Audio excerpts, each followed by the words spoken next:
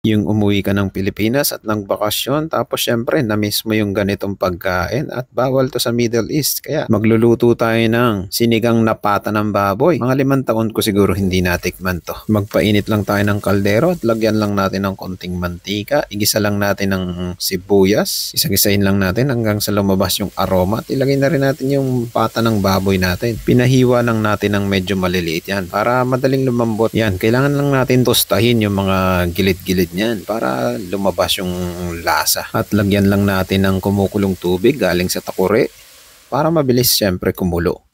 Ilagay na rin natin ang ating kamatis at gabi isa sa magpapalapot yan. At magpapasarap syempre. Lalagyan ko lang ng tanlag, mga 2 hanggang 3 piraso. Alam ko yung iba hindi naglalagay ng tanlag sa sinigang. Optional lang to guys. Takpan lang natin yan at pakuluin lang natin hanggang sa lumambot yung baboy natin. At lagyan lang natin ng pork cubes. Lagyan din natin ng konting paminta. At titimplahan lang natin gamit ang patis. Pwede rin kayong gumamit ng asin dito. At ilagay na natin ang sitaw, radish syempre, okra, talong. Takpan lang natin yan hanggang sa lumambot at lagay na natin ang pampaasim natin. Ang gamit ko nga palang pampaasim dito ay yung sinigang sa gabi para syempre mas malapot ang ating sinigang na baboy. Depende sa inyo kung gaano kaasim yung preference nyo. Okay na sa akin yung 1 pakete or less. Halu-haluin lang natin yan hanggang sa matunaw yung ating pampaasim. Tingnan nyo naman napakasarap humigo. Ihanda mo na ang patis, kalamansi at maraming sili dito. At ilalagay na natin ang ating kangkong at syempre, hindi mawawala dyan ang siling green or siling panigang. Pakuluan lang natin yan ng mga